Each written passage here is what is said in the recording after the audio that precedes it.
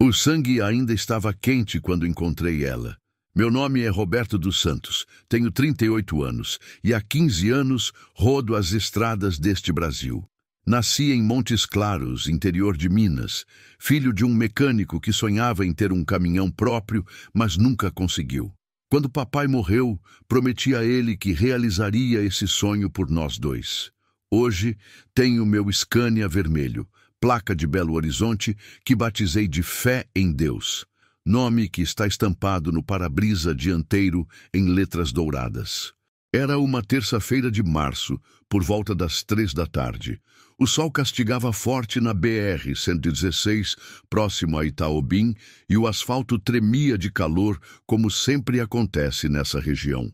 Eu vinha de Feira de Santana carregado com soja, destino Governador Valadares, quando algo me fez pisar no freio com tanta força que quase travei as rodas.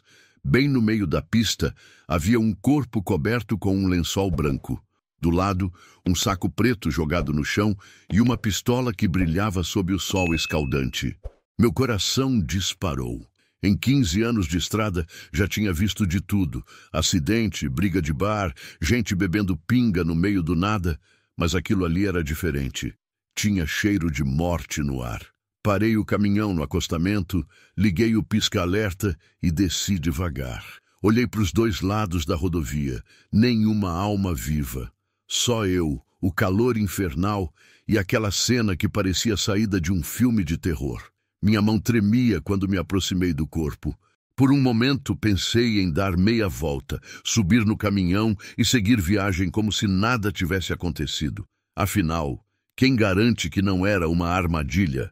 Mas algo dentro de mim, talvez a voz do meu pai, que sempre dizia: Roberto, nunca passe pela dor de alguém fazendo o que não viu, me fez continuar. Me abaixei devagar e levantei uma ponta do lençol. Era uma mulher, devia ter uns 30 anos, cabelos castanhos grudados no rosto sujo de sangue seco. O rosto estava inchado, machucado, mas ela ainda respirava. Fraco, mas respirava. Meu Deus do céu, ela estava viva. Sem pensar duas vezes, tirei o lençol todo e vi o estado dela. Roupas rasgadas, marcas roxas pelo corpo, um corte feio na testa. Quem tinha feito aquilo com a coitada? E por que a deixaram ali, no meio da estrada, para morrer? Peguei ela no colo, pesava menos que um saco de farinha, e levei para o caminhão. Coloquei ela no banco do carona com todo cuidado e peguei minha garrafinha de água para molhar os lábios dela. Foi quando ela abriu os olhos pela primeira vez e me olhou com tanto medo que meu peito apertou. Calma, moça, você está segura agora, falei baixinho.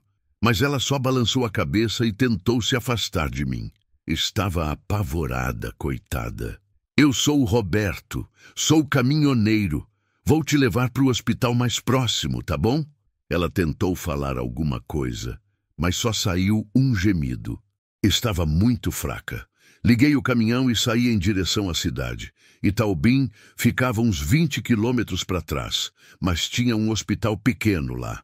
No caminho, fiquei pensando em 1000 coisas. Quem era aquela mulher? O que tinha acontecido com ela? E aquela arma jogada no chão, de quem seria? Foi quando ela conseguiu sussurrar as primeiras palavras que entendi que minha vida tinha acabado de entrar numa encrenca danada. Eles vão me procurar. Você não devia ter me ajudado. Essas palavras gelaram meu sangue. Quem eram eles? E por que ela falava como se eu tivesse cometido um erro em salvá-la? Olhei pelo retrovisor e vi apenas a estrada vazia, mas uma sensação estranha tomou conta de mim. Como se alguém estivesse me observando, me seguindo. Quando cheguei no hospital de Itaobim, a mulher tinha desmaiado de novo. Os enfermeiros vieram correndo e a levaram para dentro. Um médico me puxou de lado e perguntou o que tinha acontecido. Contei a verdade, que encontrei ela jogada na estrada. Ele balançou a cabeça, preocupado, e disse que ela estava em estado grave, mas que ia sobreviver. Foi ali, na sala de espera daquele hospital pequeno, que tudo começou a desmoronar. Meu celular tocou. Era um número que eu não conhecia. Você não devia ter se metido nisso, caminhoneiro. A voz era grossa, ameaçadora. Minha mão gelou segurando o telefone. Quem é você? Do que está falando? Você sabe muito bem. A mulher que você pegou, ela não era para ter sobrevivido. Agora você virou problema também.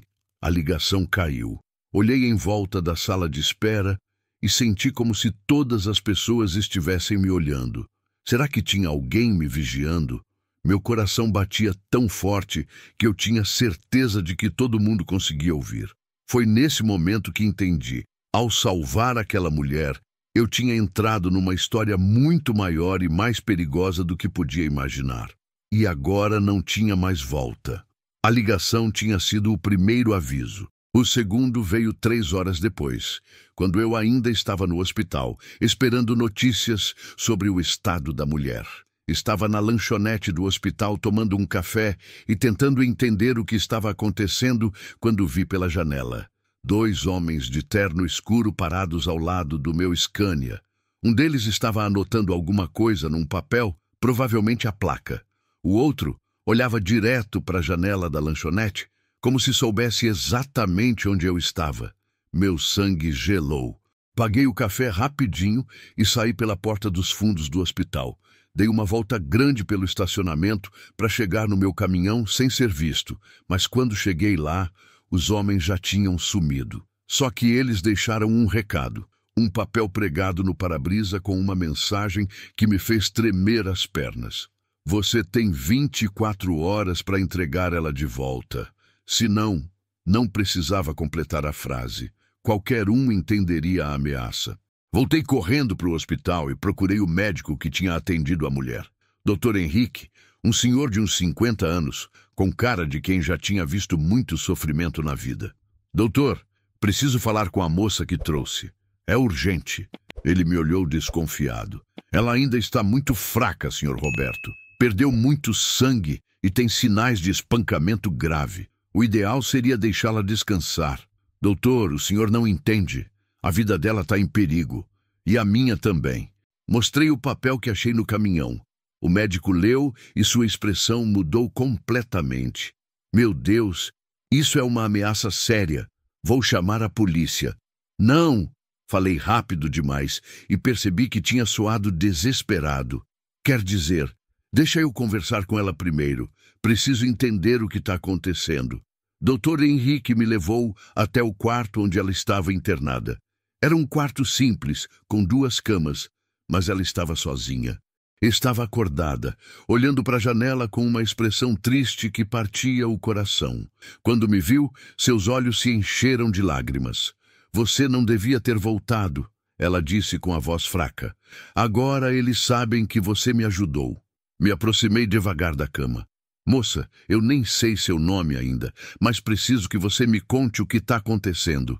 Quem são esses homens que estão me ameaçando? Ela fechou os olhos e respirou fundo. Meu nome é Carla, Carla Mendes, e eu cometi o maior erro da minha vida. Puxei uma cadeira e sentei ao lado da cama. Pode falar. Eu te ajudei até aqui.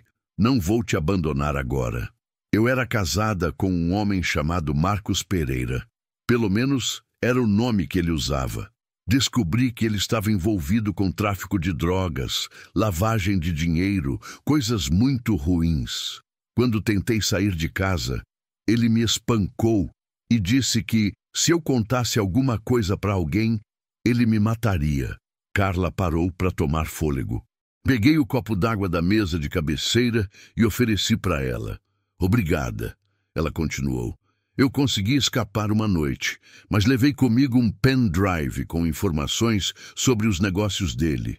Documentos, nomes, lugares, tudo que poderia colocar ele na cadeia. Agora eu estava entendendo a gravidade da situação. E esse pendrive, onde está? Era isso que estava no saco preto que você viu na estrada. Eles me pegaram quando eu tentava chegar na rodoviária de Governador Valadares para ir embora de Minas. Me levaram para um lugar abandonado e fizeram isso comigo. Ela apontou para o rosto machucado. Depois me jogaram na estrada para morrer, mas levaram o pendrive. Minha cabeça estava rodando. Então por que eles ainda estão te procurando se já recuperaram o que queriam? Carla me olhou nos olhos pela primeira vez desde que começamos a conversar. Porque o pendrive que eles pegaram era falso. O verdadeiro está escondido num lugar que só eu sei. Pronto. Agora eu estava metido numa parada que não tinha nada a ver comigo, mas não podia deixar aquela mulher na mão. Ela tinha sofrido demais e estava tentando fazer a coisa certa. Carla, onde você escondeu o pendrive de verdade? No seu caminhão. Por um momento achei que tinha ouvido errado. Como assim no meu caminhão? Quando você me colocou no banco, eu estava consciente, mas fingia estar desmaiada. Vi que você era uma pessoa boa, diferente dos homens que me machucaram. Então coloquei o pendrive embaixo do seu banco, grudado com fita adesiva que tinha no meu bolso. Levantei da cadeira num pulo. Carla, você tem noção do que fez? Se eles descobrirem isso, eu sei que foi errado envolver você, mas era minha única chance. Se eles encontrarem esse pendrive, várias pessoas inocentes vão morrer. Tem informações sobre assassinatos que eles planejaram, sobre policiais que recebem propina. Roberto, esse pendrive pode acabar com a organização inteira. Olhei para a janela do quarto e vi que já estava escurecendo. Tinha passado o dia todo naquele hospital e ainda não sabia direito em que encrenca tinha me metido. Mas uma coisa eu sabia: não podia abandonar Carla. Algo dentro de mim dizia que ela estava falando a verdade. Tá bom, Carla, vou te ajudar, mas a gente precisa sair daqui hoje mesmo. Se eles descobrirem onde você tá, já descobriram. Ela interrompeu olhando para a janela. Olha ali! Olhei na direção que ela apontava e vi o mesmo carro preto que tinha visto no estacionamento mais cedo. 2 homens estavam dentro, observando a entrada do hospital. Dr. Henrique disse que tem uma saída pelos fundos, Carla falou baixinho. Mas, Roberto, tem uma coisa que você precisa saber antes de tomar sua decisão. O quê? Se você me ajudar a levar esse pendrive para a Polícia Federal em Belo Horizonte, eles vão tentar nos matar. Não é só uma ameaça. Essas pessoas já mataram várias vezes antes. Olhei para ela, depois para a janela onde estava o carro dos homens que nos procuravam. Pensei na minha vida simples de caminhoneiro, nas estradas que conhecia de cor, na promessa que tinha feito para o meu pai. Será que valia a pena arriscar tudo por uma mulher que mal conhecia? Mas quando olhei nos olhos de Carla e vi o desespero misturado com esperança, lembrei de outra coisa que meu pai sempre dizia. Filho, quando Deus coloca alguém no seu caminho pedindo ajuda, não é coincidência. Vamos embora, falei levantando da cadeira. Mas você vai ter que confiar em mim. Dr. Henrique nos ajudou mais do que eu esperava. Quando contei para ele sobre os homens vigiando o hospital, ele não hesitou em nos ajudar a sair pelos fundos. Era um homem de fé, igual meu pai, e disse que não podia ficar de braços cruzados vendo uma mulher em perigo. Tem uma ambulância velha no depósito, ele falou. Não funciona mais, mas vocês podem se esconder lá até anoitecer. Depois eu mesmo levo vocês até o caminhão por um caminho que os homens não vão ver. Carla ainda estava fraca, mas conseguia andar devagar. Saímos do quarto às 8 da noite, quando o movimento do hospital diminuiu. Dr. Henrique foi na frente, checando se não tinha ninguém nos corredores. Chegamos na ambulância sem problemas e ficamos lá esperando até quase meia-noite. Foi durante essa espera que Carla me contou mais detalhes da história. Marcos, o marido dela, na verdade se chamava Márcio Santana e era um dos chefes de uma organização que controlava o tráfico de drogas entre Minas Gerais e Bahia.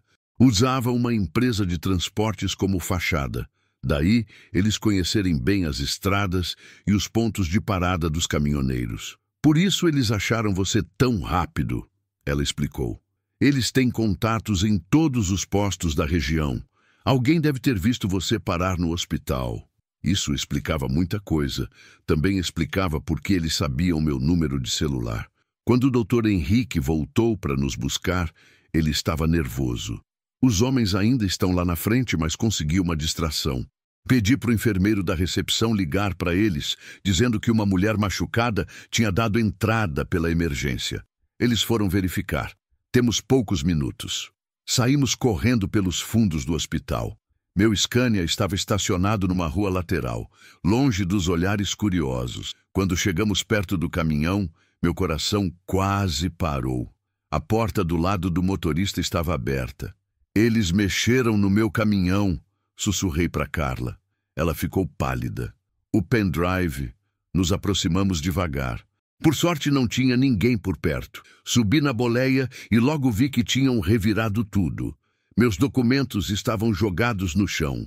A cama estava desarrumada. Até minha Bíblia tinha sido folheada. Mas o que me interessava estava embaixo do banco do carona. Me abaixei, passei a mão e senti o pequeno objeto grudado com fita adesiva. Ainda estava lá. Acharam, falei baixinho para Carla, que tinha subido no caminhão. Ela suspirou aliviada. Graças a Deus. Mas, Roberto, agora eles sabem que você tem alguma coisa. Não vão desistir fácil. Coloquei o pendrive no bolso da camisa e liguei o motor. Então vamos ter que ser mais espertos que eles. Saímos de Itaobim pela estrada vicinal que Dr. Henrique tinha indicado. Era uma estrada de terra que ligava com a BR-381, mais ao sul. Ia dar uma volta maior até Belo Horizonte, mas era mais segura que a BR-116, onde eles certamente estariam nos esperando. Durante a primeira hora de viagem, Carla ficou quieta, olhando pela janela. Eu estava concentrado na estrada, que estava escura e cheia de buracos. Era perigoso viajar de noite por ali, mas não tínhamos escolha. Roberto, ela falou de repente, por que você está fazendo isso? Você nem me conhece. Pensei na pergunta dela. Por que mesmo eu estava arriscando minha vida por uma desconhecida? Sabe, Carla, meu pai morreu quando eu tinha 20 anos. Ele sempre dizia que Deus põe as pessoas no nosso caminho por algum motivo. Quando te vi jogada naquela estrada, toda machucada, pensei nele, pensei no que ele faria. E o que ele faria? A mesma coisa que eu estou fazendo. Meu pai não conseguia ver ninguém sofrendo. Uma vez, ele trouxe para casa um menino que vivia na rua. Minha mãe ficou brava no começo, mas no final ela cozinhou para ele e arrumou roupas velhas minhas para ele vestir. Carla sorriu pela primeira vez desde que a conheci. Seu pai parecia ser uma boa pessoa. Era assim, e ele sempre dizia que quando a gente faz o bem, Deus protege a gente. Como se fosse para testar essas palavras, vi no retrovisor 2 luzes se aproximando rápido. Era um carro e vinha em alta velocidade na nossa direção. Carla, acho que a gente tem companhia. Ela olhou pelo retrovisor e seu rosto ficou tenso. São eles. Tenho certeza. Pisei no acelerador, mas numa estrada de terra cheia de buracos, não dava para correr muito, sem risco de capotar. O carro atrás de nós estava ganhando terreno. Tem alguma estrada lateral por aqui? Perguntei. Não sei, nunca passei por aqui antes. Foi quando lembrei de uma coisa. Meu GPS tinha mapas offline de todas as estradas de Minas Gerais, incluindo as vicinais. Peguei o aparelho e vi que dali a 5 quilômetros tinha uma bifurcação. Uma estrada ia para a direita em direção a um povoado chamado Santa Rita. A outra continuava em frente. Segura aí, falei para Carla. Quando chegamos na bifurcação, apaguei os faróis e virei à direita bem devagar, tentando não levantar poeira. Com sorte, eles seguiriam em frente pensando que continuamos na estrada principal. Fiquei parado ali por alguns minutos, só ouvindo. O barulho do motor do carro passou reto e foi diminuindo até sumir. Tinha funcionado. Eles passaram reto, sussurrei. Mas nossa tranquilidade durou pouco. Uns 20 minutos depois, quando já estávamos chegando no povoado de Santa Rita, meu celular tocou de novo. Caminhoneiro, você está pensando que é esperto? Era a mesma voz grossa da primeira ligação. Escuta bem, a gente sabe que você tem o que não é seu. E a gente sabe que a mulher está com você. Podem correr o quanto quiserem, mas vamos encontrar vocês. O que vocês querem? Perguntei, tentando manter a voz firme. Você sabe muito bem o que ela escondeu. Entrega isso pra gente e todo mundo fica feliz. E se eu não entregar? A risada do cara me deu arrepio. Aí vocês dois vão conhecer o mesmo lugar onde a gente levou ela antes. Só que dessa vez não vai sobrar ninguém para contar história. A ligação caiu. Olhei para Carla e vi que ela tinha ouvido tudo. Roberto, se você quiser me deixar aqui e seguir sua vida, eu entendo. Você já fez muito por mim. Parei o caminhão no meio da Praça de Santa Rita, que era um povoado pequeno, com umas 20 casas. Olhei para ela, depois para o pendrive que estava no meu bolso. Carla, quantas pessoas vão ser prejudicadas se a gente não entregar isso para a polícia? Muitas. Tem uma lista com nomes de pessoas que eles planejam matar. Testemunhas, policiais honestos, até um promotor que estava investigando eles. Liguei o motor de novo. Então vamos para Belo Horizonte.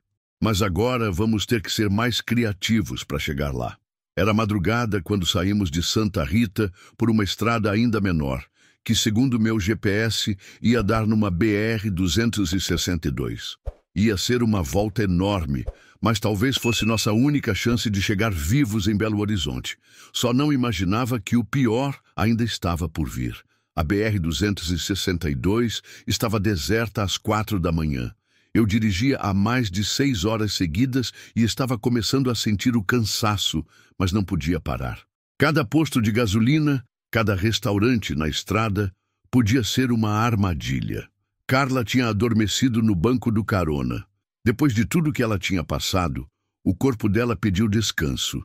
Eu aproveitei o silêncio na cabine para pensar em como íamos fazer para chegar na Polícia Federal de Belo Horizonte sem ser pegos. O problema é que eles conheciam meu caminhão, sabiam minha placa e provavelmente tinham contatos em vários lugares da estrada. Um Scania vermelho chamava a atenção, principalmente com a frase "Fé em Deus" escrita no para-brisa. Foi quando tive uma ideia. Lembrei que meu primo Adalto tinha uma oficina em Divinópolis, bem na rota para Belo Horizonte. A gente não se falava há 2 anos por causa de uma briga boba, mas ele era família. E família ajuda a família na hora do aperto.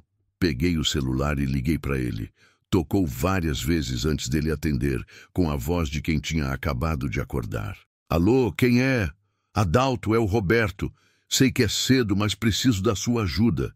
Silêncio do outro lado. Depois, Roberto, cara, que horas são? E que história é essa de precisar de ajuda? Primo, tô numa encrenca séria. Não posso explicar por telefone, mas preciso parar na sua oficina. É questão de vida ou morte. Adalto suspirou. Roberto, depois daquela briga, eu sei, cara, mas esquece isso agora. Você é a única pessoa em quem posso confiar. Depois de alguns segundos ele falou. Tá bom, chega aqui, mas espero que seja mesmo sério isso aí. Cheguei na oficina do Adalto quando o sol estava nascendo. Era um galpão grande na saída de Divinópolis, com vários caminhões parados para reparo. Carla acordou quando parei o motor. Onde a gente tá? Ela perguntou ainda sonolenta. Na oficina do meu primo. Vamos precisar mudar a aparência do caminhão se quisermos chegar em BH. Adalto veio ao nosso encontro. Era um homem baixinho, gordinho, com as mãos sempre sujas de graxa. Mas era um dos melhores mecânicos que eu conhecia. E aí, primo, que encrenca é essa? Apresentei Carla para ele, mas sem contar todos os detalhes. Disse apenas que estávamos sendo perseguidos por uns caras perigosos e precisávamos chegar em Belo Horizonte sem ser reconhecidos. Adalto coçou a cabeça. Perseguidos? Roberto, que parada é essa que você se meteu? Primo, quanto menos você souber, melhor. Só me ajuda a mudar a aparência do caminhão. Pinta ele de outra cor, muda a placa, qualquer coisa. Pintar o caminhão inteiro vai demorar 2 dias, cara. Não tenho 2 dias. Adalto pensou por um momento. Posso fazer uma coisa mais rápida. Tenho uns adesivos grandes aqui, desses que as empresas usam para propaganda. Posso colar no seu caminhão, mudar completamente a aparência. E tenho umas placas velhas aqui que posso usar. Faz isso. E tem como trocar o para-brisa também? Tirar a frase "Fé em Deus"? Tem um para-brisa usado aqui que serve no seu modelo. Enquanto Adalto trabalhava no caminhão, eu e Carla ficamos no escritório da oficina. Ela ainda estava com dores pelo corpo, mas estava melhor que no dia anterior. Roberto, você tem certeza de que seu primo é confiável? Ela perguntou. Adalto é bom rapaz. A gente brigou por causa de uma herança que meu tio deixou, mas ele não é de dar para trás com ninguém. 2 horas depois, meu Scania vermelho tinha virado um caminhão azul com propaganda de uma empresa de refrigerantes. Adalto tinha feito um trabalho impressionante. Até a placa estava diferente. Uma de São Paulo que ele disse que podia usar por alguns dias. Agora vocês passam despercebidos, ele falou, orgulhoso do trabalho. Agradeci meu primo e ofereci dinheiro pelo serviço, mas ele não quis aceitar. Família não cobra de família, Roberto. Só fica esperto na estrada. Saímos de Divinópolis pela manhã com o caminhão completamente diferente. Eu me sentia mais confiante, mas Carla continuava tensa. Eles são muito espertos, Roberto. Não vai ser fácil enganá-los. Como se ela tivesse adivinhado o futuro, meu celular tocou quando estávamos chegando na BR-381, que ia dar direto em Belo Horizonte. Gostou do visual novo do caminhão? Meu sangue gelou. Como vocês... A gente sabe de tudo, amigão. Inclusive que você parou na oficina do seu primo em Divinópolis. Adalto dos Santos, né? Casado com a Marlene, 2 filhos pequenos. A ameaça estava clara. Eles sabiam onde encontrar minha família. Deixa meu primo fora disso. Então para o caminhão agora e entrega o que não é seu. Vocês têm 10 minutos para decidir. Desliguei o telefone e contei para Carla o que o homem tinha falado. Eles sabem sobre seu primo, ela disse. Roberto, talvez seja melhor você me deixar aqui e voltar para sua vida normal. Eu me viro sozinha daqui para frente. Não, minha resposta foi firme. Se eu te deixar agora, eles vão te matar e depois vão atrás da minha família, mesmo assim, porque eu sei demais. Então, o que a gente faz? Olhei no retrovisor e vi um carro preto se aproximando. Não era o mesmo de ontem, mas tinha certeza de que eram eles. A gente corre! Pisei no acelerador.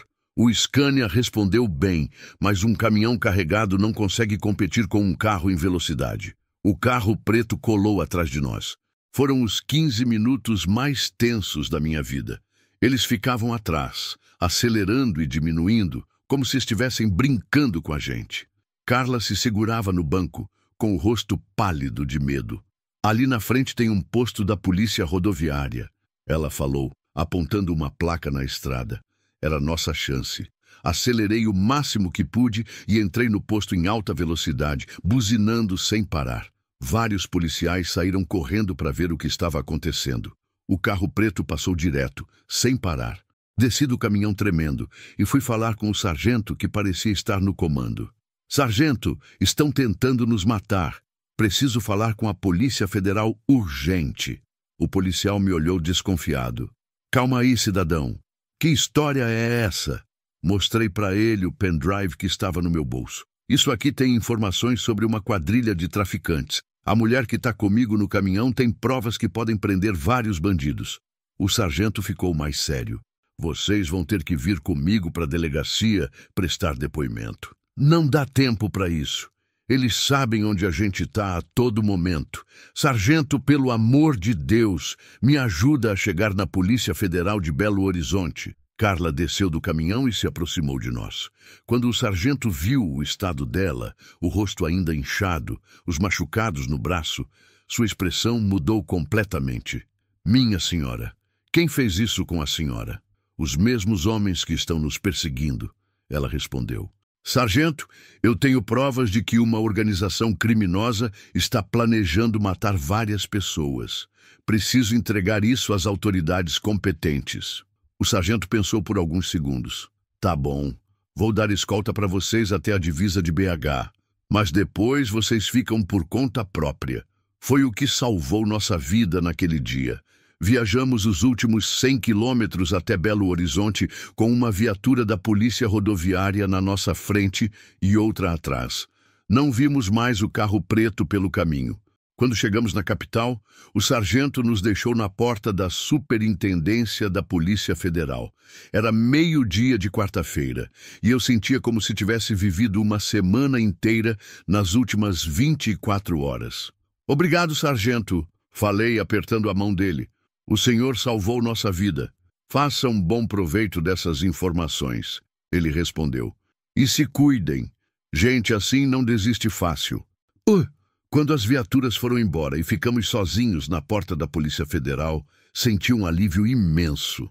Finalmente, íamos conseguir entregar o pendrive e terminar aquele pesadelo. Mas Carla estava olhando para a rua com uma expressão preocupada. O que foi? Perguntei. Aquele homem ali na esquina. Já é a terceira vez que vejo ele desde que chegamos aqui. Olhei na direção que ela apontava e vi um cara de terno cinza parado numa esquina, fingindo que lia jornal. Mas seus olhos estavam fixos em nós. Eles chegaram antes da gente, Carla sussurrou. Roberto, acho que eles têm contatos até aqui. Foi nesse momento que entendi que entregar o pendrive não ia ser tão simples quanto eu pensava. Se eles tinham pessoas vigiando até a Polícia Federal, significava que a organização era muito maior e mais poderosa do que imaginávamos. Peguei Carla pela mão. Vamos entrar logo. Lá dentro a gente fica seguro. Mas quando nos aproximamos da porta de entrada, o segurança nos barrou. Documentos, ele pediu. Mostrei minha carteira de motorista. Carla procurou nos bolsos, mas depois lembrou. Meus documentos estavam na bolsa. Eles levaram tudo quando me sequestraram. O segurança balançou a cabeça. Sem documento não entra. São as regras. Tentei explicar a situação, mas ele foi irredutível. Procurem uma delegacia comum primeiro. Façam um boletim de ocorrência.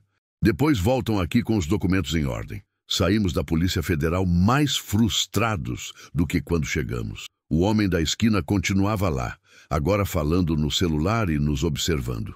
E agora? Perguntei para Carla. Tem uma delegacia especializada em crimes contra a mulher aqui perto. Talvez eles me ajudem a fazer um boletim de ocorrência rapidinho. Caminhamos 3 quarteirões até a delegacia da mulher. Durante todo o percurso, senti que estávamos sendo seguidos. Não eram só o homem da esquina. Tinha pelo menos mais 2 carros rodando pela região. Na delegacia, fomos atendidos pela delegada Márcia Santos, uma mulher de uns 40 anos que nos ouviu com muita atenção. Quando Carla terminou de contar a história e mostrou o pendrive, a delegada ficou impressionada. Essas informações são muito sérias. Vou fazer contato direto com a Polícia Federal para agilizar o processo. Ela pegou o telefone e ligou para um conhecido na PF. Depois de alguns minutos de conversa, desligou com uma expressão preocupada. Tem um problema, ela falou. O delegado que cuida desse tipo de caso está viajando. Só volta na segunda-feira. Delegada, não temos até segunda-feira, eu falei. Essa gente vai nos matar antes disso. Eu entendo a urgência. Vou fazer o seguinte, vou guardar o pendrive aqui no cofre da delegacia e fazer um relatório completo do caso. Na segunda-feira, 1ª hora, entrego tudo para a Polícia Federal. Carla olhou para mim indecisa. Será que é seguro deixar aqui? É mais seguro que ficar com vocês na rua. A delegada respondeu. Aqui tem sistema de segurança, câmeras e sempre tem policiais de plantão. Decidimos deixar o pendrive com a delegada. Ela nos deu um protocolo e disse que poderíamos ficar numa casa de apoio para mulheres vítimas de violência até segunda-feira. Quando saímos da delegacia, já estava anoitecendo. Eu me sentia mais aliviado. Finalmente, tínhamos entregado o pendrive para as autoridades. Agora era só esperar até segunda-feira. Mas nossa sensação de segurança durou pouco. Quando chegamos no caminhão, que estava estacionado a 2 quadras da delegacia, encontramos todos os pneus furados e um recado no para-brisa. Vocês não vão escapar. Olhei em volta da rua e não vi ninguém suspeito, mas tinha certeza de que estávamos sendo observados. Carla, a gente precisa sair daqui agora. Como? O caminhão está sem condições. Foi quando um táxi parou do nosso lado. O motorista abaixou o vidro e falou. Precisam de carona? Alguma coisa na voz dele me deu calafrio. Olhei melhor e vi que tinha outro homem no banco do passageiro. Não, obrigado, falei, puxando Carla para longe do táxi. Não foi uma pergunta, o homem do banco da frente falou, mostrando uma arma. Entendi que tinha sido tudo uma armadilha. Eles sabiam que íamos tentar entregar o pendrive para as autoridades. Provavelmente estavam nos seguindo desde que saímos da oficina do Adalto. Entrem no carro, o homem armado ordenou, e não façam nenhuma besteira. Não tínhamos escolha. Entramos no banco de trás do táxi. O motorista saiu em disparada pelas ruas de Belo Horizonte. Onde vocês estão nos levando? Perguntei. O homem armado se virou para nós. Vocês vão ter uma conversa com o chefe, e é bom que seja uma conversa produtiva, se é que vocês me entendem. Olhei para Carla e vi que ela estava tremendo. Peguei na mão dela e apertei, tentando passar um pouco de coragem. Mas por dentro eu estava apavorado. Depois de 40 minutos rodando pela cidade, o táxi parou numa área industrial abandonada na periferia. Era um lugar ermo, sem movimento, perfeito para fazer o que quisessem conosco, sem ninguém ver. Fomos obrigados a sair do carro e entrar num galpão velho. Lá dentro, sentado numa cadeira no meio do espaço vazio, estava um homem de uns 50 anos, bem vestido, fumando um charuto caro. Então vocês são os espertos que andaram me dando trabalho, ele falou, com uma voz calma que era ainda mais assustadora que os gritos. Carla se encolheu atrás de mim quando viu o homem. Márcio, ela sussurrou. Era ele, o marido que tinha espancado Carla e tentado matá-la. O chefe da organização. Oi, querida, ele falou com um sorriso cruel. Saudades do seu maridinho? Márcio Santana não era como eu imaginava. Esperava encontrar um bandido com cara de malandro, mas ele parecia mais um empresário bem-sucedido. Terno caro, relógio de ouro, sapatos italianos. Se eu encontrasse ele numa lanchonete da estrada, nunca imaginaria que era um assassino. Roberto dos Santos. Ele falou meu nome devagar, como se estivesse saboreando cada sílaba. Caminhoneiro honesto, trabalhador, filho de família. Por que você teve que se meter onde não devia? Eu só ajudei uma mulher que estava ferida na estrada. Respondi, tentando manter a voz firme. Qualquer pessoa decente faria a mesma coisa. Ele deu uma gargalhada que me deu arrepio. Pessoa decente? Roberto, você sabe quantas pessoas decentes passaram por aquela estrada e fingiram que não viram nada? Umas 20, pelo menos. Mas você teve que bancar o herói.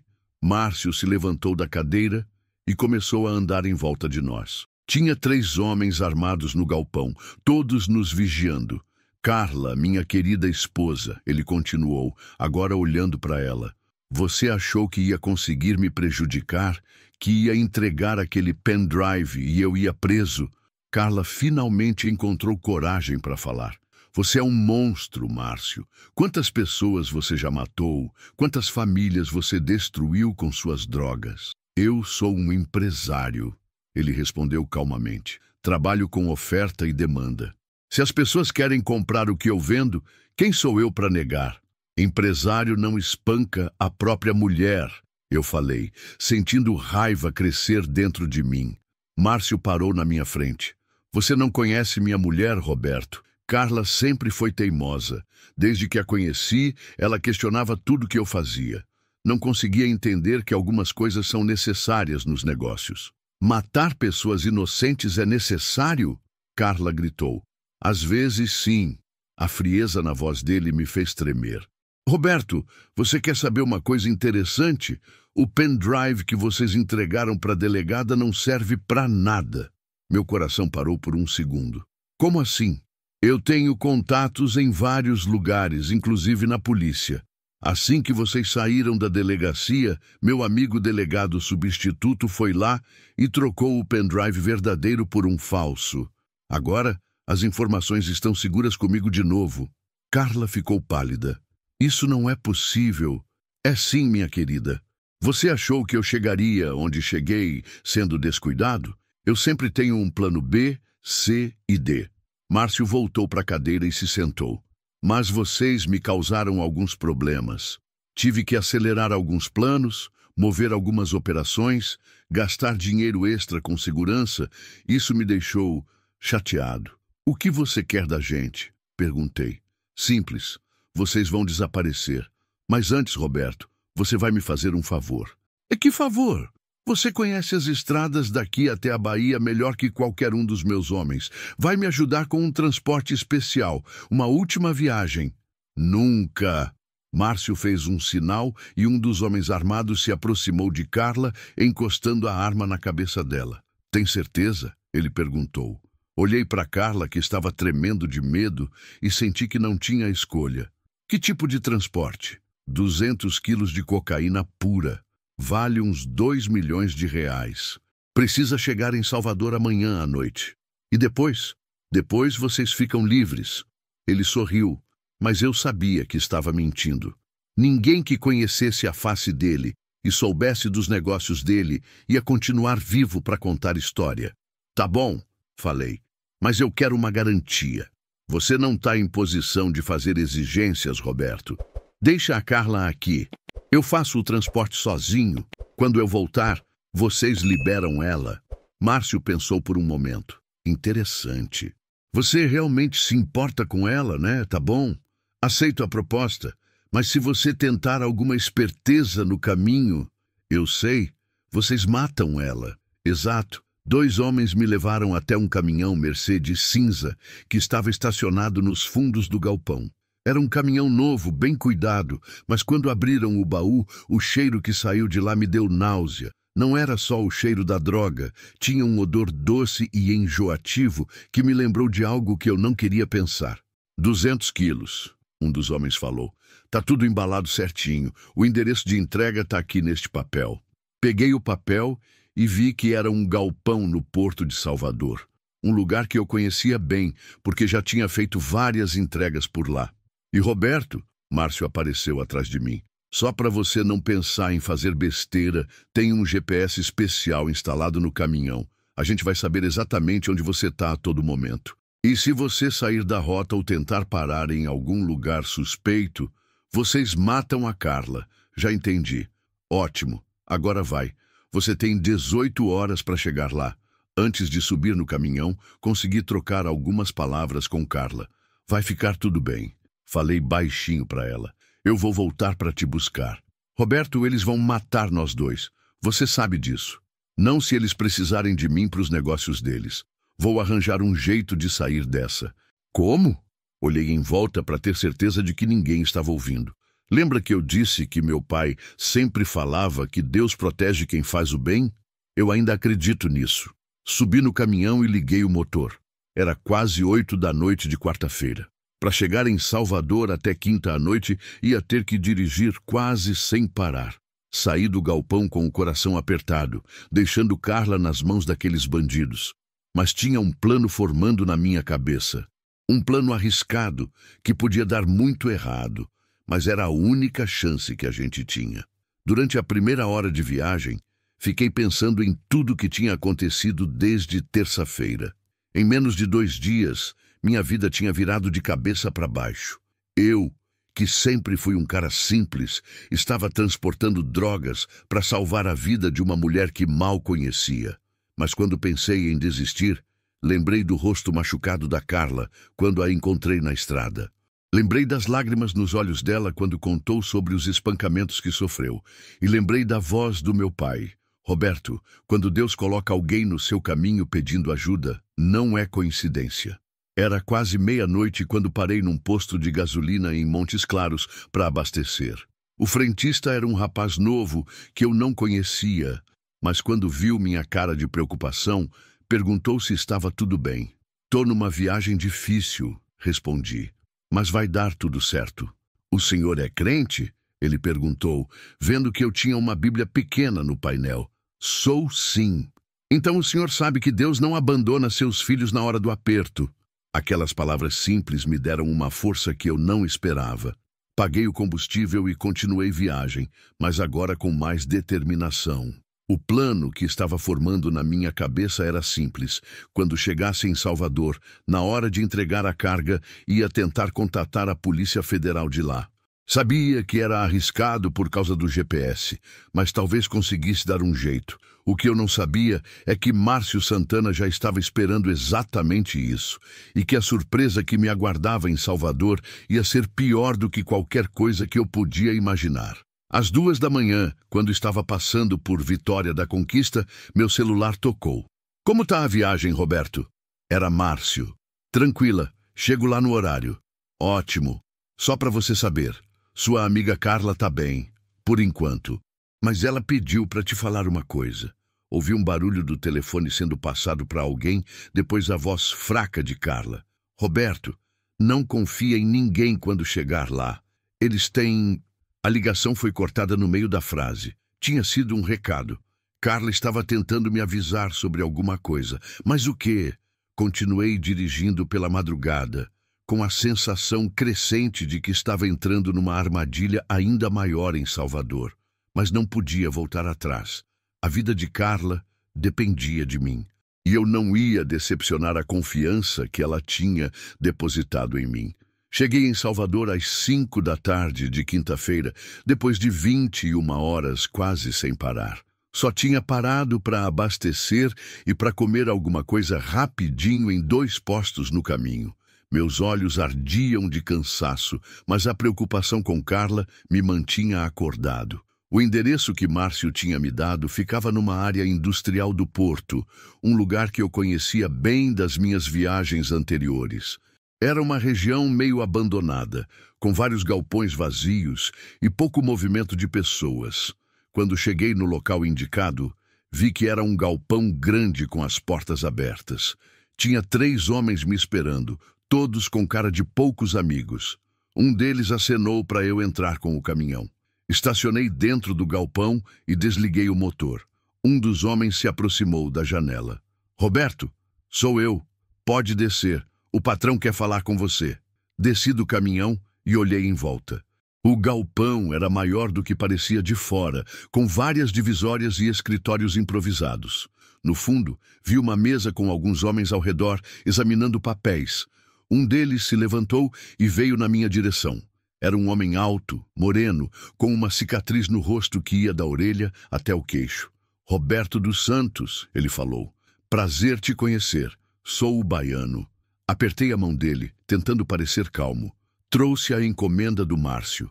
Ótimo, vamos verificar a mercadoria. 2 homens abriram o baú do caminhão e começaram a conferir os pacotes de cocaína. Enquanto isso, Baiano me ofereceu uma cadeira. Senta aí, parceiro. Deve estar cansado da viagem. Tô sim.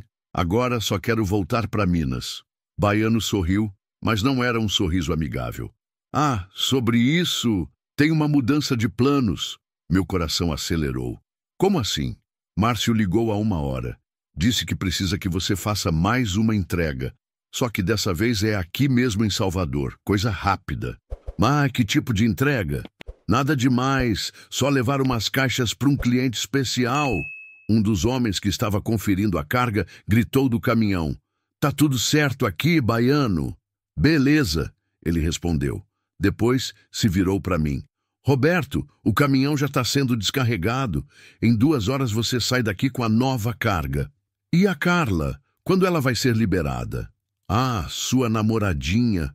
Márcio disse que ela está bem. Vai ficar liberada assim que você terminar esse último serviço. Alguma coisa na voz dele me deu a sensação de que estava sendo enganado. Lembrei das palavras cortadas de Carla no telefone. Não confia em ninguém quando chegar lá. Posso ligar para ela? Perguntei. Agora não dá. Márcio está numa reunião importante. Mas pode ficar tranquilo que ela está segura. Enquanto esperava o caminhão ser carregado de novo, fiquei observando o movimento no galpão. Tinha muito mais gente ali do que eu imaginava inicialmente. Contei pelo menos 10 homens, todos armados. E tem uma coisa que me chamou a atenção. Numa mesa no canto do galpão tinha vários documentos espalhados e consegui ver de longe que eram documentos de identidade, passaportes, certidões de nascimento. Tudo falso, provavelmente. Foi quando entendi que aquilo não era só um ponto de distribuição de drogas. Era uma central de operações muito maior. 2 horas depois, como prometido, meu caminhão estava carregado de novo. Mas dessa vez não eram drogas. Eram caixas de madeira pesadas, lacradas, que precisavam de 2 homens para carregar cada uma. O que tem nessas caixas? Perguntei para o baiano. Peças de carro importadas. Ele respondeu rápido demais. O cliente paga bem por discrição. Não acreditei nem por 1 segundo. Peças de carro não precisavam de tanto sigilo assim. Baiano me deu um papel com o endereço da entrega. Era numa marina particular, do outro lado da cidade. O cliente vai te esperar no cais número 12. É um senhor de cabelos brancos. Vai estar usando camisa azul. Entrega as caixas para ele e volta aqui. E depois posso ir embora? Claro, parceiro. Depois disso, você está livre. Saí do galpão com o caminhão carregado, mas minha cabeça estava a 1000 por hora. Tinha certeza de que me estavam usando para alguma coisa muito pior do que transporte de drogas. E tinha certeza também de que não ia ser liberado depois dessa entrega.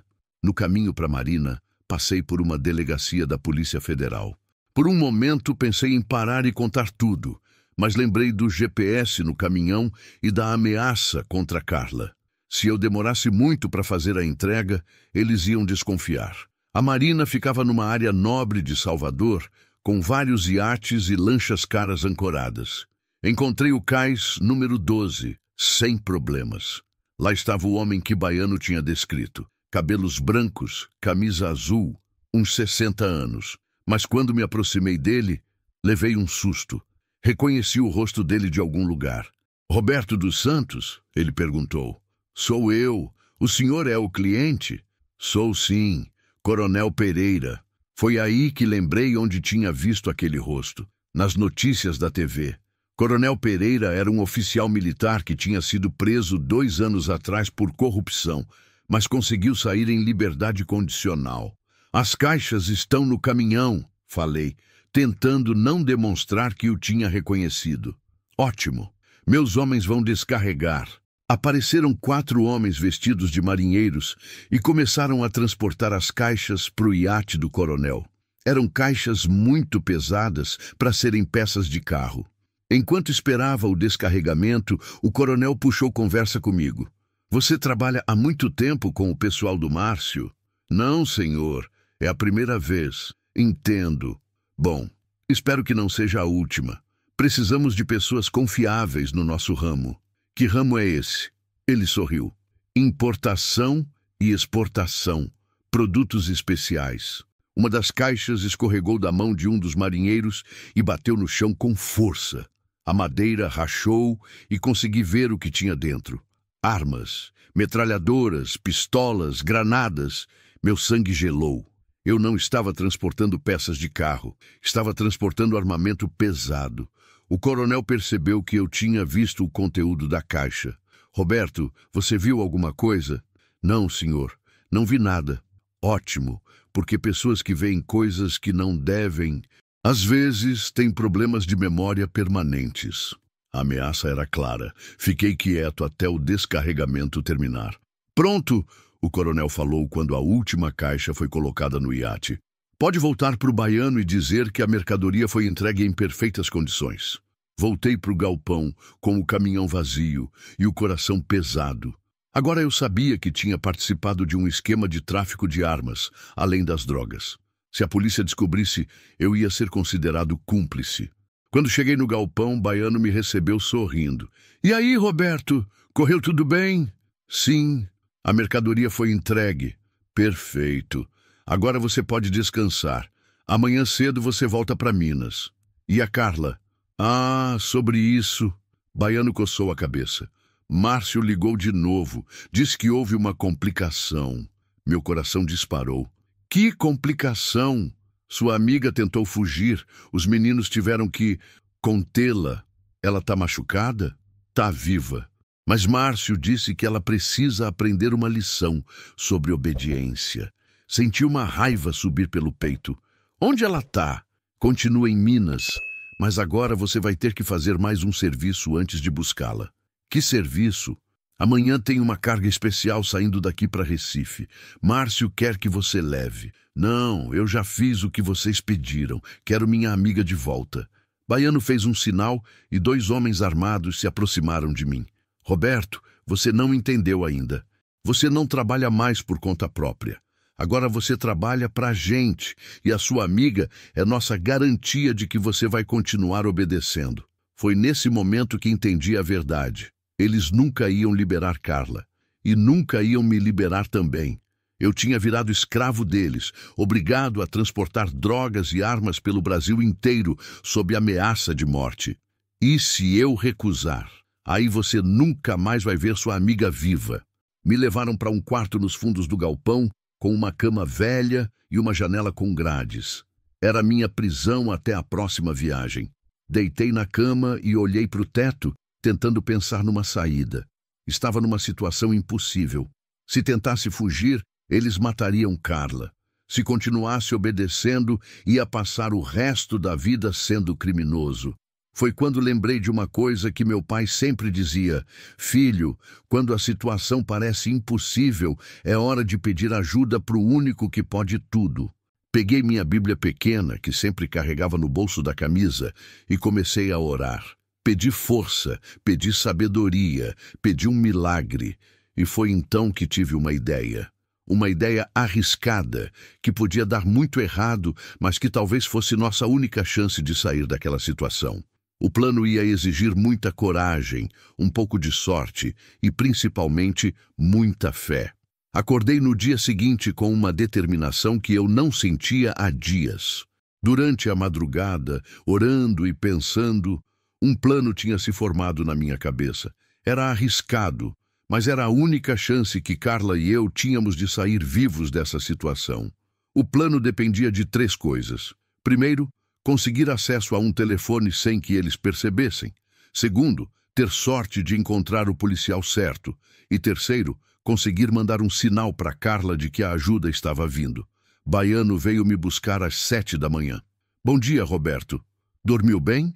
Razoável, respondi. Qual é a carga de hoje? Tranquila, só umas caixas de remédio para Recife. O cliente paga bem para não ter fiscalização. Remédio. Claro que não eram remédios. Provavelmente mais armas ou drogas. Mas fingi acreditar. Quanto tempo para carregar? 1 hora. Aproveita para tomar café. Tem uma lanchonete aqui do lado. Era exatamente o que eu estava esperando.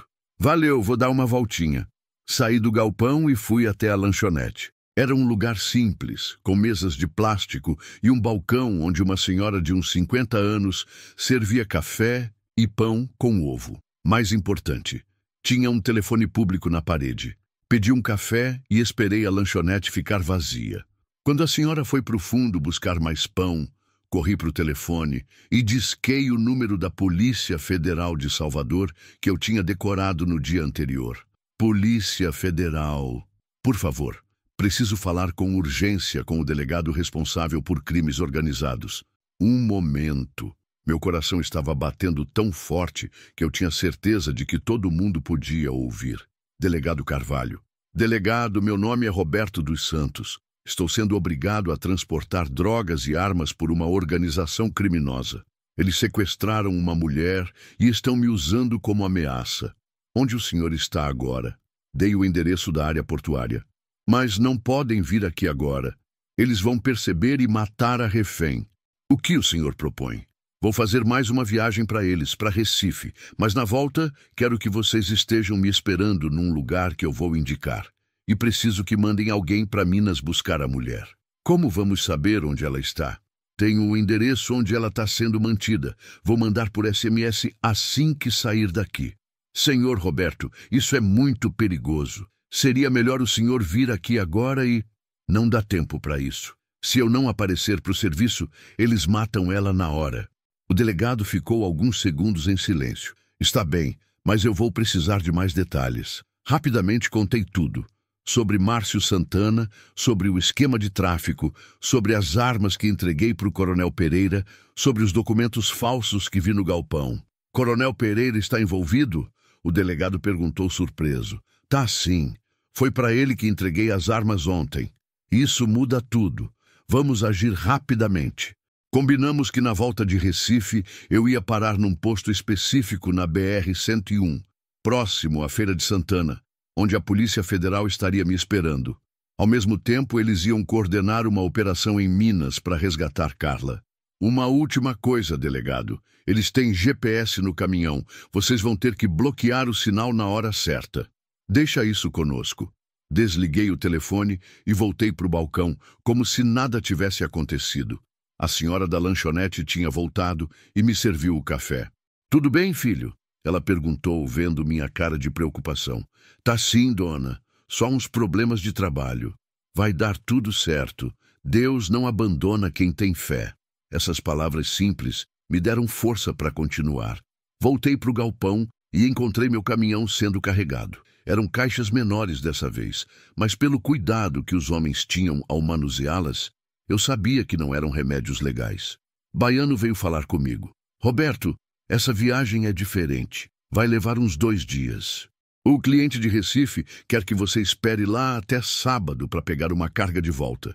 Que tipo de carga de volta? Nada demais. Uns produtos regionais para vender aqui em Salvador. Mais mentiras. Mas fingi que acreditava.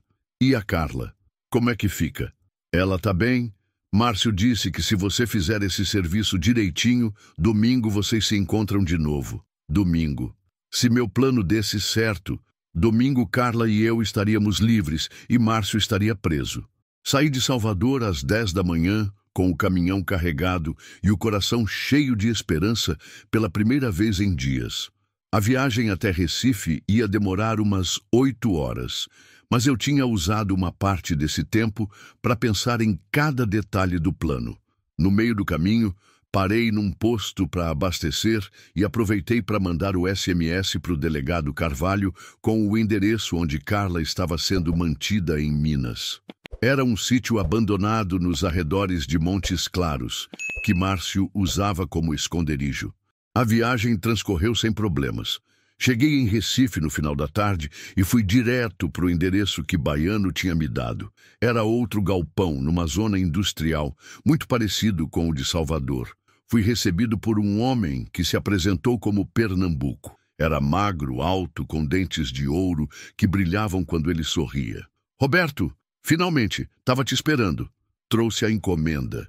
Beleza, vamos descarregar logo, que tenho pressa. Enquanto os homens dele descarregavam o caminhão, Pernambuco me explicou o esquema. Eu ia ficar hospedado num hotel próximo até sábado. No sábado de manhã, ia voltar para o galpão para pegar a carga de retorno. Que tipo de carga? Perguntei. Especiarias. Coisas que só a gente tem aqui no Nordeste. Especiarias. Certamente era código para mais alguma coisa ilegal. Me levaram para um hotel simples no centro de Recife.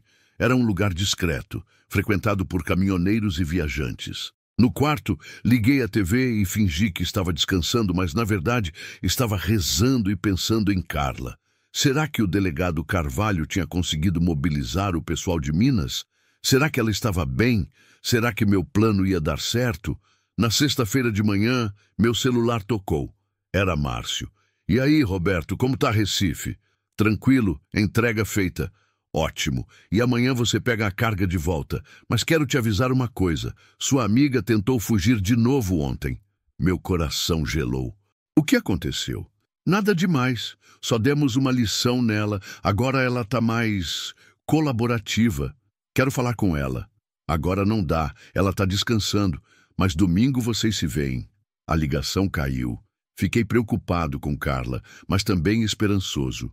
Se ela tinha tentado fugir, significava que ainda tinha forças para lutar. E se Deus quisesse, em menos de 48 horas, a gente estaria livre. No sábado de manhã, voltei para o galpão como combinado. Pernambuco estava me esperando com um sorriso largo. Bom dia, Roberto. Sua carga está prontinha. Mas quando vi o que estavam carregando no meu caminhão, quase tive um infarto. Não eram especiarias. Eram pessoas. Crianças e adolescentes, amarrados e amordaçados, sendo colocados na carroceria como se fossem mercadoria. Meu Deus do céu! Sussurrei. Pernambuco ouviu. Ah, você nunca tinha visto esse tipo de carga. São uns meninos que vão trabalhar em fazendas no sul da Bahia. Trabalho honesto, vida melhor. Eu sabia que estava mentindo. Aquilo era tráfico de pessoas, escravidão. A coisa mais horrível que eu podia imaginar. Não, falei firme. Eu não vou transportar isso. O sorriso sumiu do rosto de Pernambuco. Como é? Eu disse que não vou transportar crianças. Isso é errado. Roberto, você não está entendendo. Você não tem escolha. 3 homens armados apareceram ao meu redor. E sua amiga em Minas? Quer que ela pague pelo seu ataque de consciência? Olhei para as crianças sendo colocadas no caminhão. Algumas não deviam ter mais que 12 anos. Seus olhos estavam cheios de medo e desespero. Foi nesse momento que tomei a decisão mais importante da minha vida. Não importava o que acontecesse comigo ou com Carla. Eu não ia ser cúmplice daquilo. Matem a gente se quiserem, falei, olhando direto nos olhos de Pernambuco. Mas eu não vou levar essas crianças. Tem certeza? Ele perguntou, sacando uma pistola. Absoluta. Foi quando ouvi o barulho de pneus cantando lá fora. Depois gritos, tiros, sirenes. Polícia Federal, ninguém se mexe. O delegado Carvalho tinha chegado mais cedo que o combinado. E eu nunca fiquei tão feliz de ver a polícia na minha vida. O tiroteio durou 15 minutos. 15 minutos que pareceram uma eternidade. Eu me joguei no chão, atrás de uma pilha de caixas, e fiquei orando para não levar uma bala perdida. As crianças no caminhão estavam apavoradas, algumas chorando baixinho, mesmo amordaçadas. Pernambuco e seus homens resistiram, mas a Polícia Federal tinha vindo preparada. Ouvi o delegado Carvalho gritando ordens pelo megafone. Soltem as armas! Vocês estão cercados! Quando o silêncio finalmente chegou, levantei devagar com as mãos para cima. Um policial me viu e apontou a arma na minha direção. Sou o Roberto! Gritei. Sou o Roberto dos Santos. Eu que liguei para o delegado. O delegado Carvalho apareceu correndo. Era um homem de uns 40 anos, cabelos grisalhos, cara de quem já tinha visto muita coisa ruim na vida. Roberto, graças a Deus você tá bem. As crianças, falei apontando para o caminhão. Tem crianças sequestradas ali. Uma equipe de paramédicos e assistentes sociais se aproximou do caminhão. Eram 8 crianças, idades entre 10 e 15 anos, todas assustadas, desnutridas, machucadas. Ver aquilo partiu meu coração. Da onde elas vieram? Perguntei para o delegado. Provavelmente do interior. Famílias pobres que foram enganadas com promessas de trabalho e estudo para seus filhos. Enquanto cuidavam das crianças, o delegado me levou para um canto. Roberto, preciso que você me conte tudo o que viu e ouviu desde que chegou em Recife. Contei sobre Pernambuco, sobre o esquema de transporte, sobre todas as pessoas envolvidas que eu conhecia. O delegado anotava tudo num caderninho. E em Minas? Perguntei. Conseguiram resgatar a Carla? O delegado sorriu. Conseguimos sim. Operação foi um sucesso. Carla está bem e segura. Senti um alívio tão grande que minhas pernas quase falharam. Ela está onde? Numa casa de apoio em Belo Horizonte. Mas, Roberto, tem uma coisa que você precisa saber. Meu coração voltou a acelerar. O quê? Márcio Santana não estava no esconderijo quando chegamos lá. Ele escapou. Como assim escapou? Alguém avisou ele. Chegamos no sítio e só encontramos 2 capangas e a Carla. Márcio tinha fugido há poucas horas. Isso significava que Márcio ainda estava solto e provavelmente muito bravo comigo por ter entregado a operação dele para a polícia. Ele vai tentar se vingar, falei. Pode ser, por isso vocês 2 vão ficar sob proteção policial até prendermos ele. Passei o resto do dia na delegacia da Polícia Federal de Recife, prestando depoimento sobre tudo o que tinha acontecido. Contei sobre o esquema de drogas, sobre as armas que entreguei para o Coronel Pereira, sobre os documentos falsos que vi em Salvador, sobre tudo. O delegado me explicou que minha denúncia tinha desencadeado uma operação em 3 estados. Além da prisão dos traficantes de Recife e do resgate das crianças, eles também tinham prendido o pessoal do galpão de Salvador e estavam caçando o Coronel Pereira. E o pendrive que a Carla tinha? Perguntei. Ah, sobre isso... O delegado sorriu. Carla é mais esperta do que vocês imaginavam. Como assim? O pendrive que ela disse que escondeu no seu caminhão também era falso. Fiquei confuso. Então, onde está o verdadeiro? Ela havia mandado por correio para a Polícia Federal de Belo Horizonte 2 dias antes de ser sequestrada. Chegou na segunda-feira, no mesmo dia que vocês tentaram entregar pessoalmente. Quer dizer que vocês passaram por tudo isso à toa? Não exatamente. O pendrive que ela mandou pelo correio tem informações valiosas, mas as denúncias de vocês nos permitiram prender gente que não estava naqueles arquivos. Era confuso, mas o importante é que estava tudo terminando bem. No domingo de manhã, Me levaram num avião da Polícia Federal de volta para Belo Horizonte. Durante o voo, fiquei pensando em tudo que tinha acontecido nos últimos 5 dias. Minha vida tinha virado de cabeça para baixo. Eu tinha me envolvido com bandidos perigosos, tinha transportado drogas e armas sem querer, mas no final das contas tinha ajudado a salvar 8 crianças e a desmantelar uma organização criminosa. Quando o avião pousou em Belo Horizonte, vi Carla me esperando no aeroporto. Ela estava com o rosto ainda um pouco inchado, mas sorrindo. Foi a primeira vez que vi ela realmente feliz desde que a encontrei naquela estrada. Corremos um para o outro e nos abraçamos forte. Ela chorou no meu ombro e eu confesso que meus olhos também ficaram úmidos. Achei que nunca mais ia te ver, ela falou. Eu prometi que ia voltar para te buscar. E cumpriu a promessa.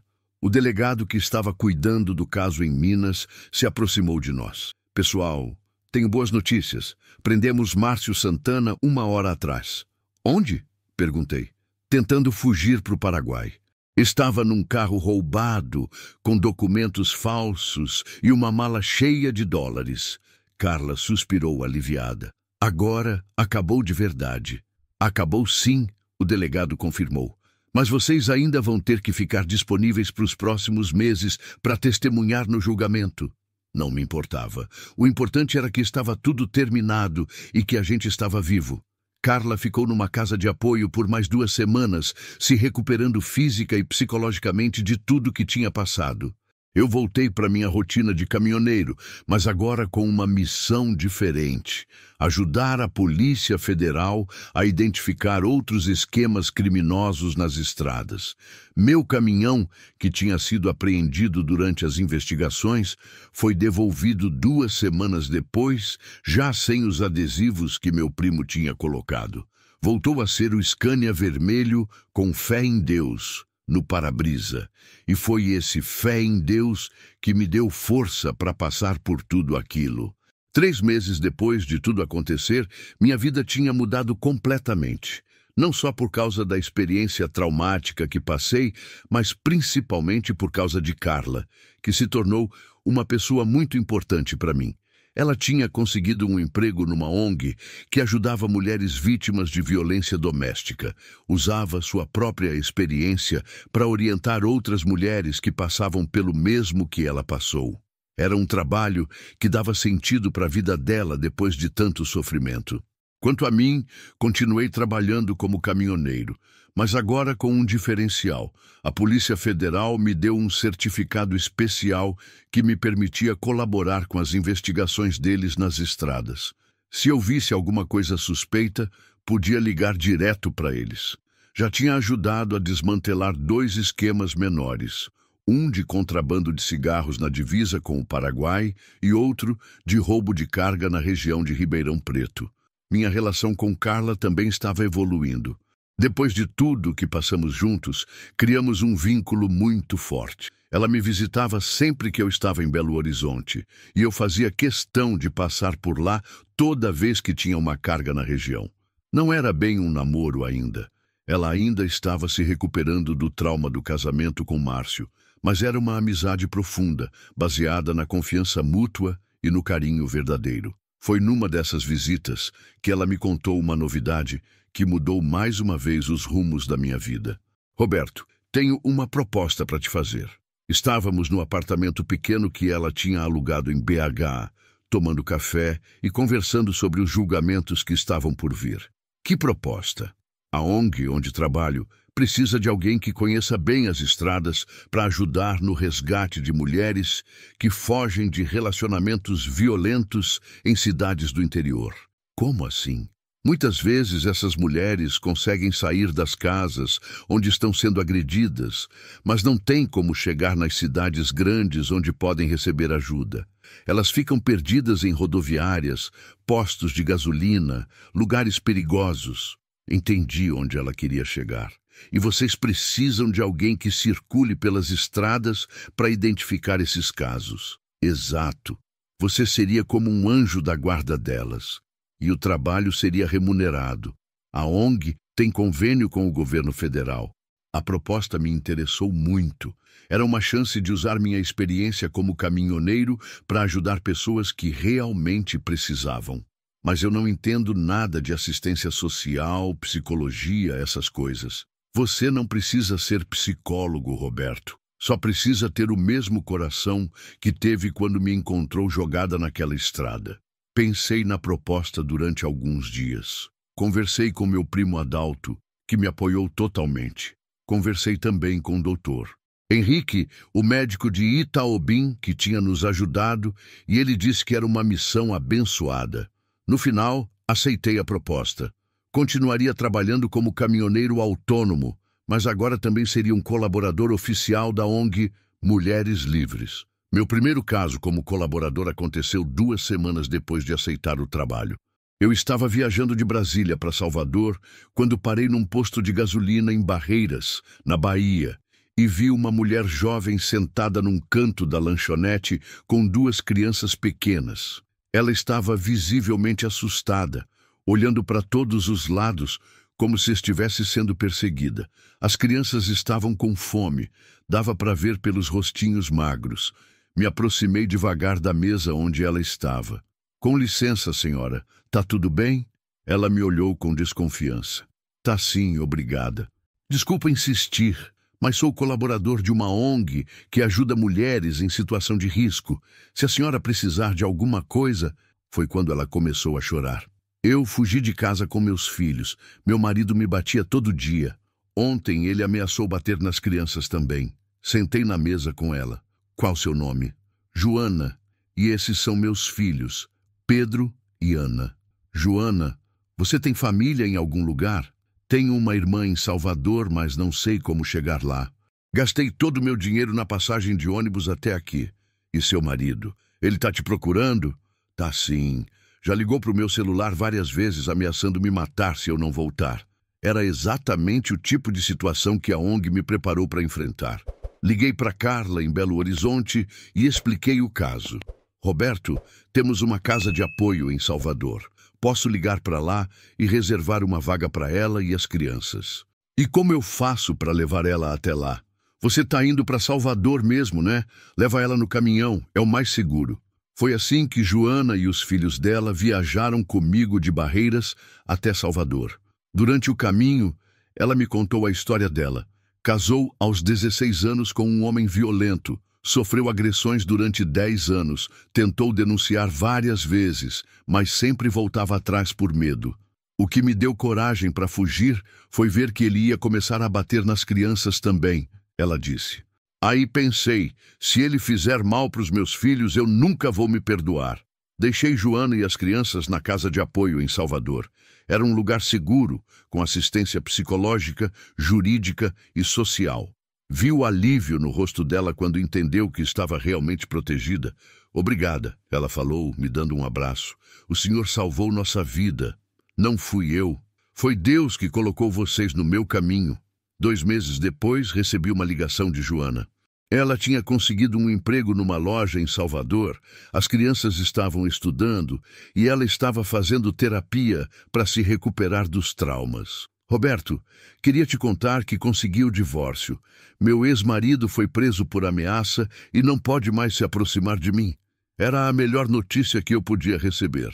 Em 6 meses trabalhando com a ONG, já tinha ajudado 12 mulheres em situações similares. Cada caso era diferente, mas todos tinham algo em comum. Mulheres corajosas que decidiram lutar por uma vida melhor para elas e seus filhos. E em cada caso, eu lembrava das palavras do meu pai. Quando Deus coloca alguém no seu caminho pedindo ajuda, não é coincidência. Carla e eu também estávamos cada vez mais próximos. Não tínhamos pressa para nada.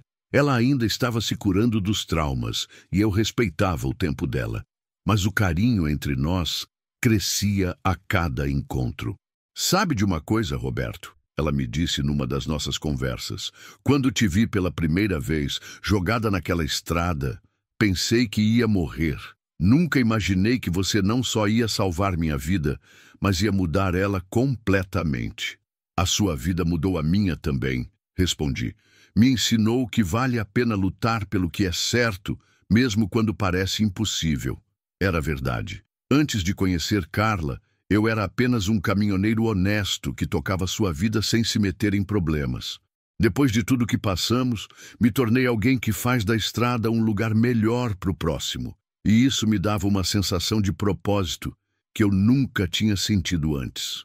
Um ano depois de ter encontrado Carla naquela estrada em Itaobim, eu estava dirigindo pela mesma BR-116, no mesmo trecho onde tudo começou. Mas dessa vez, não estava sozinho. Carla estava no banco do carona, usando um vestido branco simples e um sorriso que iluminava a cabine inteira do caminhão. Acabávamos de nos casar numa cerimônia pequena em Montes Claros, com a presença do meu primo Adalto, do Dr. Henrique, de alguns colegas da ONG e de amigos que fizemos durante nossa jornada. Tem certeza de que quer passar a lua de mel viajando de caminhão? Perguntei, rindo. Tenho sim, ela respondeu. Foi num caminhão que nossa história começou. Nada mais justo que seja num caminhão que a gente comece nossa nova vida.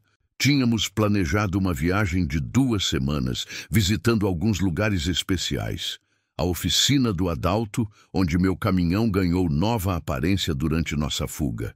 O hospital de Itaobim, onde o Dr. Henrique nos ajudou, e algumas das casas de apoio, onde levei mulheres que ajudei durante o último ano. Mas o destino principal era Salvador, onde queríamos visitar as 8 crianças que foram resgatadas no dia da minha prisão. Todas estavam bem, haviam sido devolvidas às suas famílias ou colocadas em lares adotivos. Queremos vê-las para ter certeza de que estavam felizes e seguras. Durante a viagem, Carla me contou seus planos para o futuro. Ela tinha sido convidada para dar palestras em universidades sobre violência doméstica e tráfico de pessoas. Também estava escrevendo um livro sobre sua experiência. E você, Roberto? Quais são seus planos? Continuar fazendo o que faço. Rodando as estradas, transportando cargas honestas, ajudando quem precisa. Só isso? E construir uma família com você, respondi, pegando na mão dela. Se Deus quiser, claro. Carla sorriu e apertou minha mão. Se Deus quiser. Paramos para almoçar num restaurante na estrada que eu frequentava há anos. Dona Marlene, a proprietária, ficou emocionada quando nos viu. Roberto, e essa moça bonita deve ser a Carla que você tanto fala. É ela sim, Dona Marlene, e agora é minha esposa. Que bênção! Vocês merecem toda a felicidade do mundo depois de tudo que passaram. Durante o almoço, Dona Marlene nos contou que tinha ouvido nossa história na rádio local. Virou lenda por aqui, sabe? O caminhoneiro que enfrentou bandidos para salvar uma mulher. Não foi bem assim, falei. Eu só fiz o que qualquer pessoa deveria fazer. Nem todo mundo faria, Roberto. Por isso vocês são especiais. Depois do almoço, continuamos viagem. No meio da tarde, quando passávamos pelo trecho onde encontrei Carla pela primeira vez, pedi para ela para parar o caminhão. Por quê? Ela perguntou. Quero mostrar uma coisa. Estacionei no acostamento, no mesmo lugar onde parei naquele dia. A estrada estava igual. O asfalto tremendo de calor, o movimento normal de caminhões e carros. Foi aqui, falei apontando para o local. Ali que você estava. Carla ficou quieta por alguns segundos, olhando para o ponto que indiquei. Sabe o que mais me impressiona? Ela disse. Não é o fato de você ter parado para me ajudar. É o fato de você ter continuado me ajudando, mesmo quando descobriu que ia ser perigoso. Não podia fazer diferente. Podia sim. A maioria das pessoas teria me entregado para os bandidos para salvar a própria vida. Meu pai sempre dizia que a gente é testado pela vida para ver do que é feito. Acho que aquela semana foi meu teste. E você passou com louvor.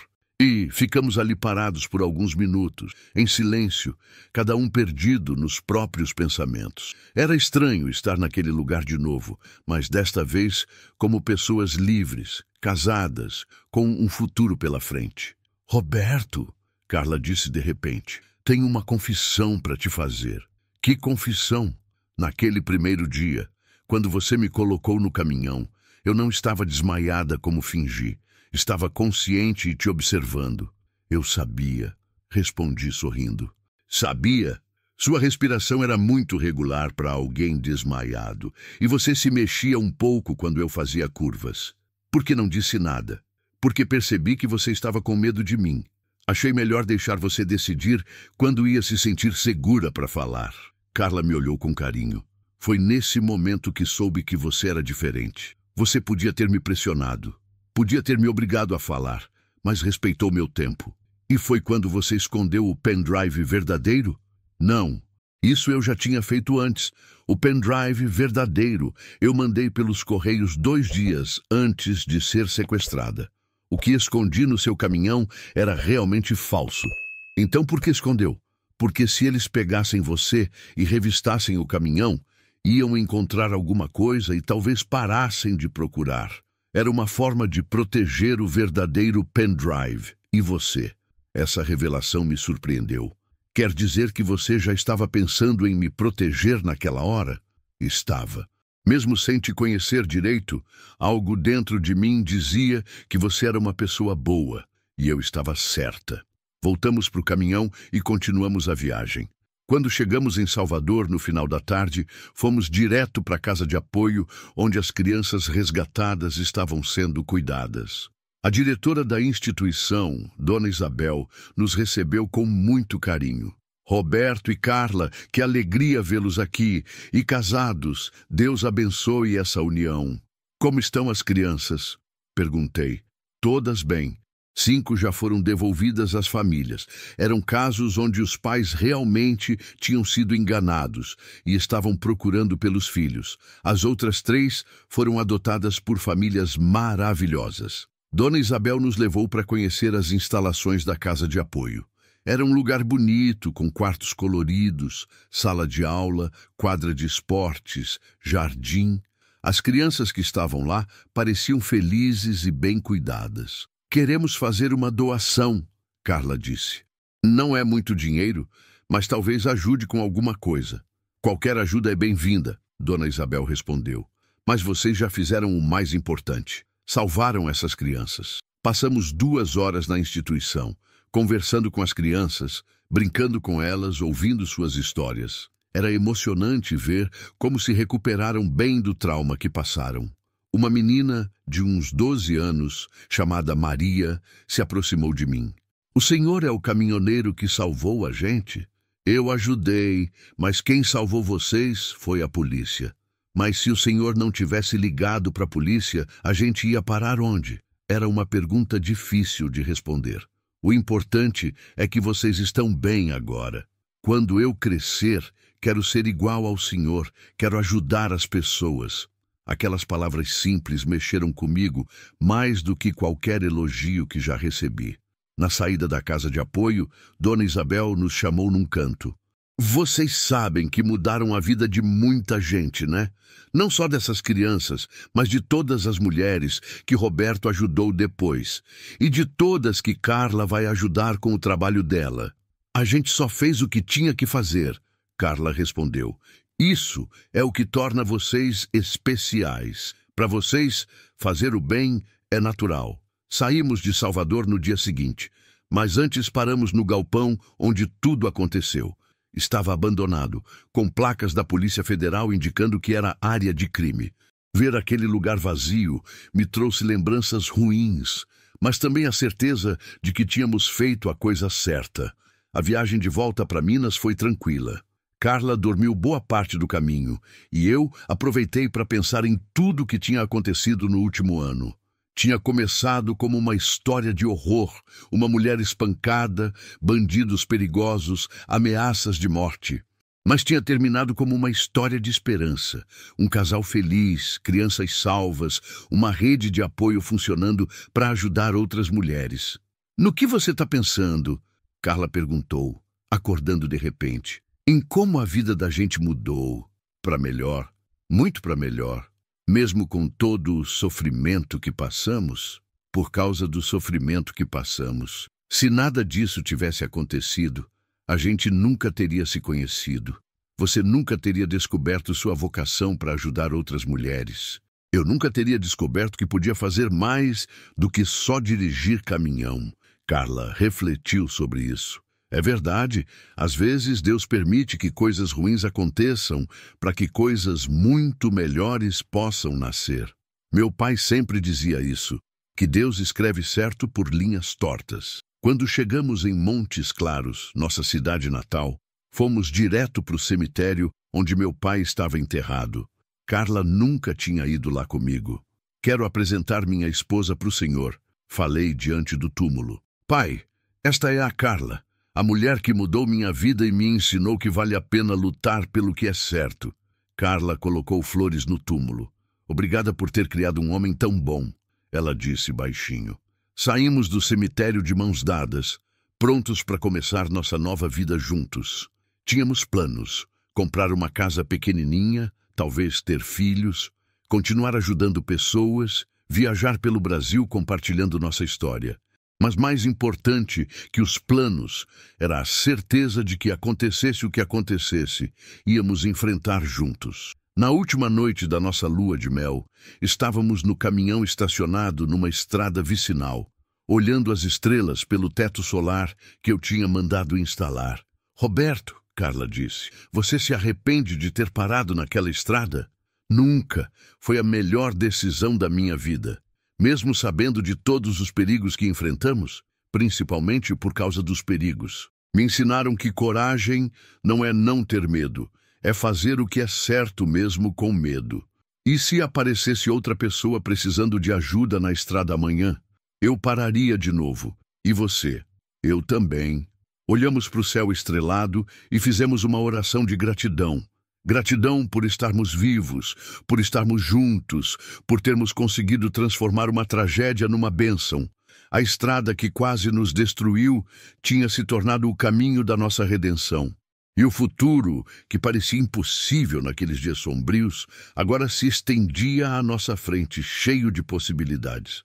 Minha história como caminhoneiro continuava, mas agora era mais que isso.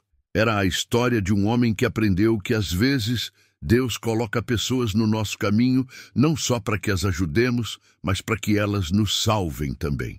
Carla tinha me salvado tanto quanto eu salvei ela. Me ensinou que existe algo maior que nossa própria segurança, nossa própria conveniência, nossos próprios medos. Me ensinou que quando fazemos o bem sem esperar nada em troca, o bem volta para a gente multiplicado. E me ensinou que não importa quão escura pareça a estrada pela frente, sempre existe uma luz no final do túnel para quem tem fé. Essa é minha história. A história de Roberto dos Santos, caminhoneiro de 39 anos, casado com a mulher mais corajosa que já conheci, pai adotivo de todas as pessoas que encontro na estrada precisando de ajuda, e que continua dirigindo pelas estradas do Brasil, sempre atento, sempre pronto para parar quando alguém precisar. Porque, como meu pai sempre dizia, quando Deus coloca alguém no seu caminho pedindo ajuda, não é coincidência. É uma oportunidade de fazer a diferença.